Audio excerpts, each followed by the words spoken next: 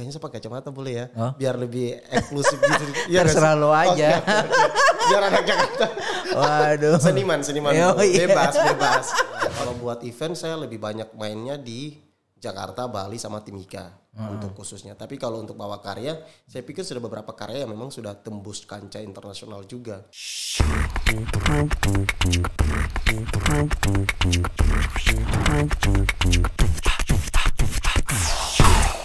Selamat datang Bung Alphonse Smith. Halo, selamat sore. Kakak Alphonse Smith. Siap. Ya. Kak Alphonse. Ya. Kak Alphonse ini memakai kaos Tifa, Timika Inside Festival of Art. Ya. Apa itu Tifa ini sendiri? Tifa itu adalah salah satu wadah di Kabupaten Mimika yang dimana menjadi salah satu space untuk mengumpulkan seniman-seniman terbaik ya di Kabupaten Mimika untuk dapat berkarya bersama. Oke. Ya. Oke, jadi warga Timika, saya sengaja ini mengundang Kakak Alphonse Smith ini di kota Timika ini. Ternyata Alphonse ini adalah seorang yang sekolah di luar Papua dan kembali ke Timika untuk melakukan berbagai terobosan baru. Yes. Bagi warga Timika ingin penasaran Alphonse apa saja yang dilakukan Alphonse di Kabupaten Timika. Iya. Jadi mari kita sama-sama simak bersama. Bung Alphonse, Ya. Sekolah SD, SMP, SMA Di sini. di Timika. Iya. Kuliah di? Saya kuliahnya di Institut Kesenian Jakarta. Jadi Di Jakarta. lo di Jakarta? Iya, gue di Jakarta. Ada jalan Jakarta, coy. Oh gitu. Iya. Terus lo di kuliah di sana, lo kan udah enak. Banyak teman juga di sana. Kenapa lo mau datang ke Timika? Iya. Di Jakarta sebenarnya punya networking sama koneksi untuk berbagai event atau berbagai kalangan itu mungkin lebih besar kebanding harus berkarya di luar daerah besar seperti itu. Cuman saya berpikir kenapa harus balik ke Timika karena Timika itu menurut saya itu adalah ikonik yang perlu diangkat sehingga masyarakat pada umumnya tahu tentang Timika, mulai dari kuliner, lifestyle, terus budaya, pariwisata dan lain sebagainya.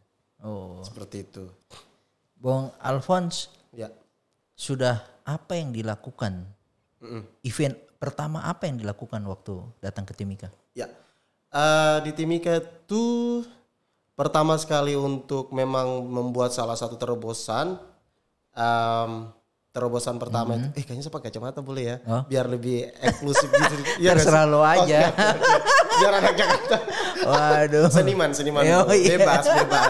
Oke. Wah, ganteng banget Yes, lo. siap. Tapi Gue cakep gak- disaingi le. Tapi cakep gak sih? Cakep banget. Tunggu, kameramen pas gak sih? Oke. Wah, gue kalah ini. Gue kalah nih. Lepas apa gak usah? Oh, pakai aja. Oke. Oke, lanjut aja. Jadi pertama kali balik ke Timika untuk proses berkarya karena sebelumnya memang sudah berkontribusi atau berkarya di misalnya dari Jakarta atau Pulau Jawa sama Bali dan sekitarnya. Nah, cuman di Timika nih saya belum masuk nih karena ini nih. Memang awal-awal untuk status sekolah dan lain sebagainya memang selalu mengikuti kayak sanggar-sanggar dan memang selalu keluar juga. Cuman belum punya salah satu tempat yang pasti untuk bisa berkarya gitu.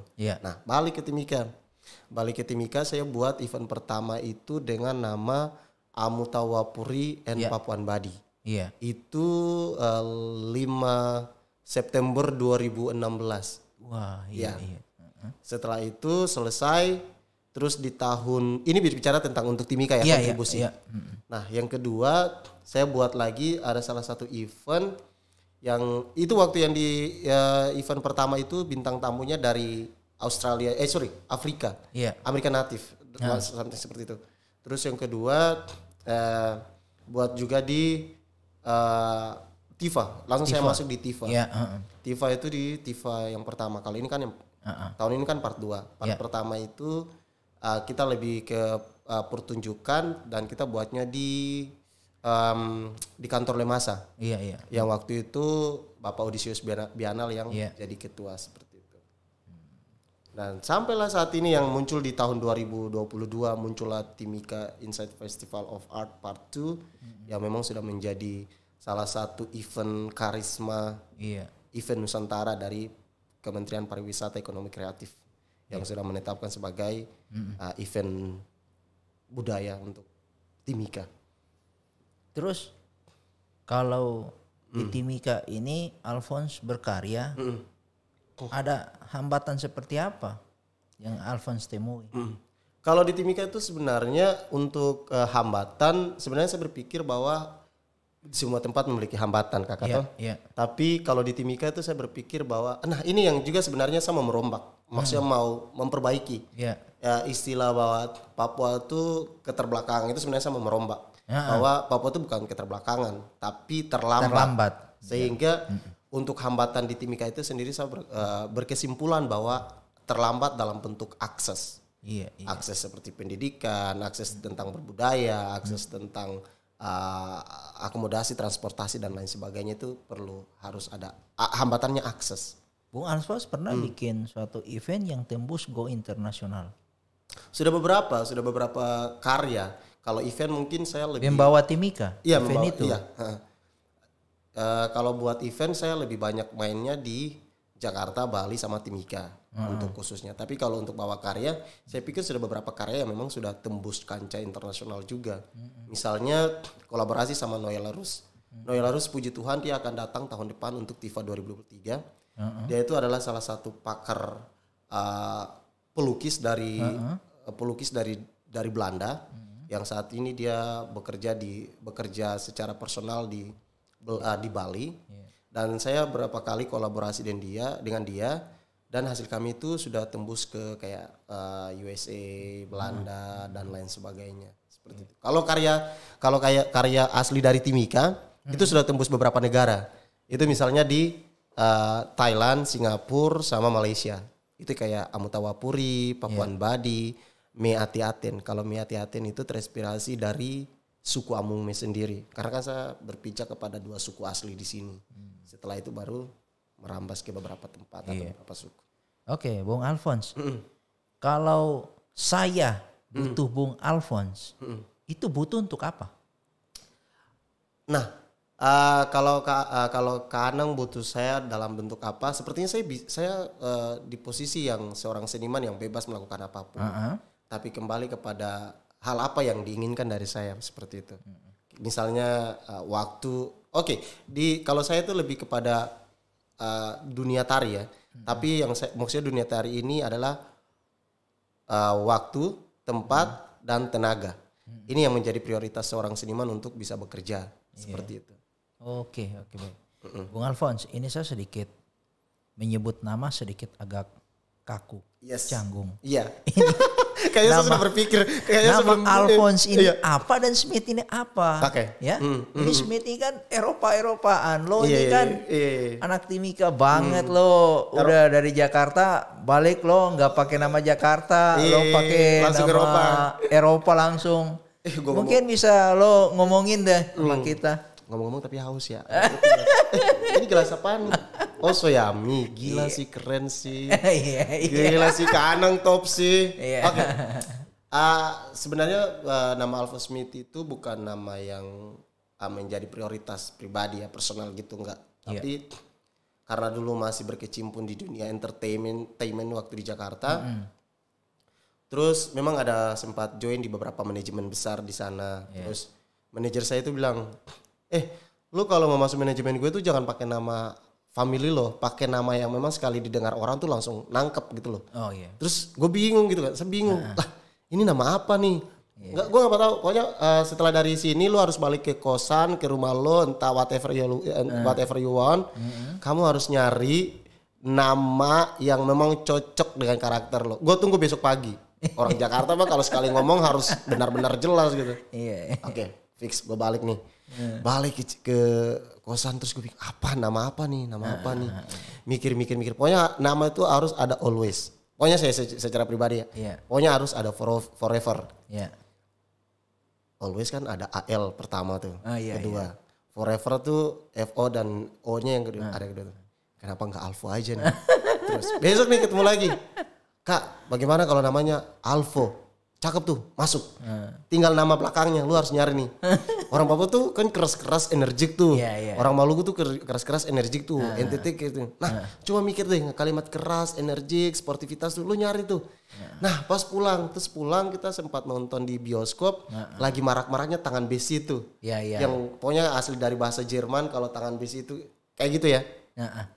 Tangan besi Smith. Kenapa gue gak pakai Smith aja? Gas lah sampai sekarang Alvo Smith tangan besi. Iya, tangan besi. Tangan besi tapi bisa menari. Tangan besi bisa menari yang udah dikelek-kelek.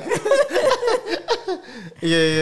Tuh kegiatan di Jakarta juga mengikuti. Pernah nggak punya pengalaman apa di Jakarta waktu mengikuti? Pernah syuting apa gitu? Pengalaman buruk apa baik nih? Buruknya. Sebenarnya kalau pengalaman baik dan buruk untuk dunia entertain sepertinya ada semua ya Kak. Kalau basically dari saya secara pribadi pernah itu syuting salah satu acara yang di sana lah, ada namanya juga. Boleh disebut gak sih?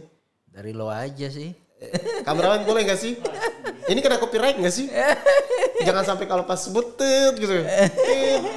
Oke. Waktu itu di Antv, itu lagi produksi Take Me Out, tau gak sih? Tahu, gue tahu. Lo ikut ya? Iya, gue masuk di situ. Bangke banget. Iya. Nah, setelah syuting ada tuh lawan gue nih yang barengan syuting nih. Nah, namanya Siva nih, yang harusnya yang gue dapat Siva ya kan. Iya.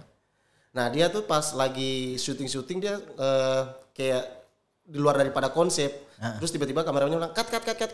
Nuh, ajarin Siva tuh. Terus gue sih yang secara spontan ngomong gitu. Anjing. Gila. Nah, gue gak sadar kalau ternyata omongan gue tuh terekam di layar juga.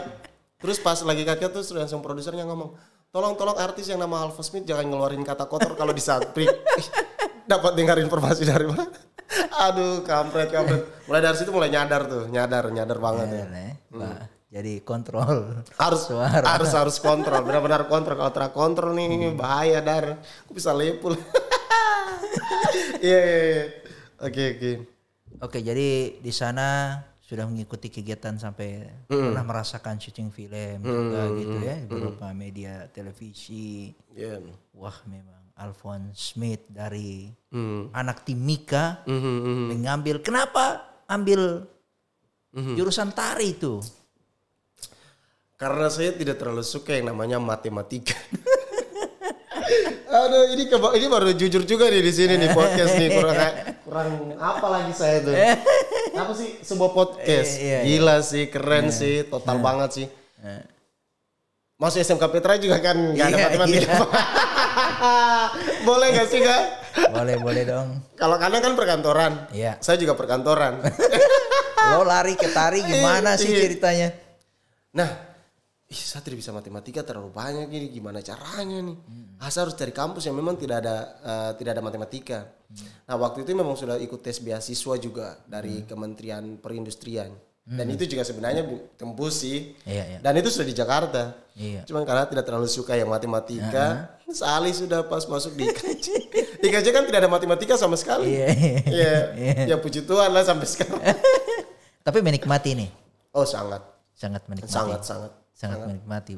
Pokoknya the best lah. Bahagia banget. Wah, kayak IKJ tuh kayak lo lulus dari IKJ tuh kayak gampang banget. Nah, udah gitu lah. Bung Alphonse kemarin bikin terobosan terbaru apa? Di Timika? Di Timika. TIFA sih. Untuk kegiatan di TIFA. Terus saya lihat juga itu PPS itu. Papua Plus Size. Kalau di TIFA untuk tahun ini kita punya 2 terobosan. Karena basically setiap tahun kalau TIFA ada, kita akan punya terobosan baru. Nah, tahun ini kita punya terobosan baru, 2 terobosan baru. Itu Papua Plus Size sama Papua Culture Week. Culture Week ini apa ya? Nah, Papua Culture Week ini kita berencana buat looks like itu seperti New York Fashion Week, Paris Fashion Week seperti itu. Tapi beda ya. Kalau ini kan kita prioritinya, kalau Papua Culture Week kita fokus ke budaya Papua yang dimana mereka dimana pas opening number mereka harus bergerak tari Papua 2x8 seperti itu. Oh, seperti itu. Tapi jalurnya tetap modeling. Ini baru pertama kali juga buat event tentang itu. Memang keras, terakosong. Kenapa sampai terpikir ada PPS itu, Papua? Nah, Papua Plus Size ini sebenarnya saya sudah dari tahun 2018. Waktu itu masih semangat-semangatnya untuk berkarya di Bali waktu itu. Berkarya di Bali, terus saya ketemu salah satu owner untuk kalau Big Size terlalu kasar. Plus Size Indonesia. Plus Size Indonesia itu terus saya bilang, Kak, buat salah satu event di Papua dong. Saya bilang kayak gitu. Terus bilang, nah event apa tuh? Nah kakak bisanya apa nih? Oh kalau kariri saya fokusnya, saya lagi di Indonesia itu saya lagi berdiri dengan namanya itu Plus Size. Nah mau nggak kita buat Plus Size di Papua? Boleh tuh. Nah pertama tuh yang mau masuk untuk Plus Size di Indonesia Timur tuh dari Makassar, tapi nggak jadi. Terus dari Manado pun nggak jadi, Gorontalo pun nggak jadi, Maluku nggak jadi. Terakhir dari Indonesia Timur Papua langsung dapat banget lo ya. Iya. Memang keren. Iya. Ya puji Tuhan sih Papua Plus Size jadi salah satu terobosan baru dan memang langsung mainnya kelas nasional dan puji Tuhan kita lagi proses beberapa hal yang memang menjadi personal kita dulu belum resmi untuk mengumumkan tapi ngalir lah jalan ke sana. Oke. Bung Alphonse, setelah itu adakah terobosan terbaru lagi untuk ke depan ini? Tentu. Itu belum bisa ya karena itu personal banget. Tapi nanti kita akan buat welcome kaget itu pasti ada. Iya. Karena tahun ini kan mereka kaget dengan Papua Plus Size, Papua Culture Week. Semoga tahun depan kita buat welcome kaget lagi supaya orang kayak lebih antusias berkarya. Begitu. Kak Bung Alphonse, kalau anak-anak Timika, pemuda-pemudi Timika yang punya bakat tari dan lain-lain, bagaimana caranya supaya diasah itu untuk menghubungi Bung Alphonse bagaimana? Maksudnya akses gitu. Iya, aksesnya itu terus mau pembinaan mereka seperti apa? Ya. Nah, kalau di tempat saya karena pernah ada yang bertanya, Mas Anang, ada nggak temanmu yang atau kamu kenal orang yang bisa ngajar anak saya tari dan kami ada beberapa anak yang sudah siap untuk belajar tari gitu. Untuk saat ini kami belum resmi, kalau di tempat saya belum resmi untuk menerima. Aduh gue batuk kayaknya gue. Di kalau saya punya tempat itu belum resmi karena belum resmi untuk mengumumkan menerima yang murid baru karena kita masih priority untuk membenahi beberapa hal yang belum terselesaikan. Tapi agendakan untuk Agustus, Oktober, November itu kita sudah proses. Tahun ini.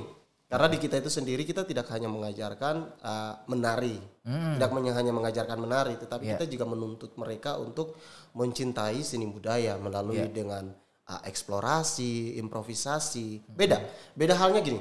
Kalau misalnya tampil di TV, kalau misalnya ada penari yang menari, itu kelihatan salah banget. Tapi pas dia, kalau misalnya saya sebagai seorang seni pasti saya tahu salahnya di posisi yang mana. Tetapi kalau sebagai seorang seniman penari yang menari di atas panggung, itu biasanya dia bisa langsung cepat improvisasi. Nah hal itulah yang perlu ditanamkan ke penari-penari ini, anak-anak ini, sehingga mereka menjadi salah satu leader untuk memberikan dampak positif kepada penari-penari seterusnya seperti itu. Oh luar biasa. Tuh. Sekarang yang Bung Alphonse lakukan untuk sementara ini? Untuk sementara ini, I have a new experience with my future life. Terus saya lagi proses untuk menuju ke sana juga. Jadi untuk berkesenian tetap berkelanjutan dan kita punya program untuk Papua Plus Size, Papua Culture Week itu ada. Cuman nanti dulu ya. Ini apa sih? Ya. Skincare untuk lo. Bagus gak sih? Supaya lo tambah cakep, kinclong gitu. Saya punya model-model itu perlu pakai ini loh. Oh ya udah. Boleh gak sih?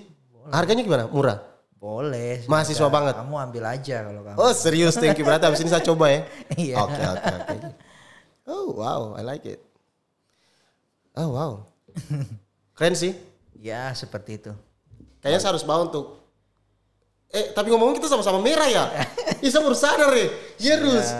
Merah Papua. Cendrawasih. Itu dari mana sih Kak produksinya? Pakapura. Wow, Pakapura is the best. Produk lokal. Iya lokal tapi Nusantara banget ya. Iya, seperti itu. Kayaknya saya harus dapat gratis dari Pakapura. Oh, dapat. Oke. Pasti. Oke. Jadi Bung Alphonse untuk sementara ini seperti itu yang dilakukan. Iya. Oh iya, saat ini untuk intern kabupaten mungkin seperti itu. Tetapi saat ini saya juga lagi kontak personal untuk Bapak, saya lupa namanya. Tapi dia kedutaan besar untuk Vietnam yang saat ini kita lagi kita lagi dalam proses untuk menuju on the way. Belum bisa bicara banyak karena masih proses. Tapi saya berharap sekali bahwa Tuhan memberikan jalan terbaik untuk bisa bawa budaya ke sana ya. Oke, membawa nama Timika juga. Yeah. Saya yakin pasti Pemda akan bantulah mendengar video ini di podcast ini pasti Pemda. Sudah beberapa kok yang Pemda bantu juga yang internasional. Iya, viral men. Viral coy. Gile. Oke, Bung Alphonse mungkin ada apa ya? Untuk anak-anak muda Timika, pesan. Ya. Pesannya untuk anak-anak Timika itu manfaatkan kesempatan. Karena kesempatan adalah pintu dan jendela untuk menuju kesuksesan. Kesempatan apa itu? Kesempatan dalam berbagai hal, misalnya dalam pendidikan, eksplorasi budaya, eksplorasi modeling, banyak kesempatan untuk bisa diraih. Dan cermati untuk melihat peluang.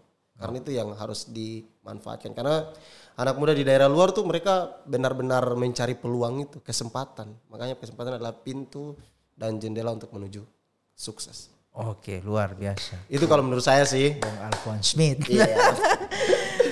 Oke, Bung Alphonse. Yes. Terima kasih sudah bersama kami di sebuah podcast. Yes. Sudah banyak berbicara bagaimana bagaimana seorang anak muda di Timika yang keluar menimba ilmu dan kembali membawa ilmu itu dan menerapkan di Kabupaten Mimika dan memberikan kontribusi untuk Kabupaten Mimika dan membawa ajang-ajang keluar dari tingkat nasional dan internasional dengan mengharumkan nama Kabupaten Mimika. Ini adalah salah satu contoh saya salut anak muda Timika yang patut kami dan seterusnya bisa menjadi contoh dan teladan harapan. Oke. Terima kasih Bung Alphonse Smith. Kita ketemu di lain waktu dengan tema yang berbeda lagi. Oke, selamat Bung Alphonse.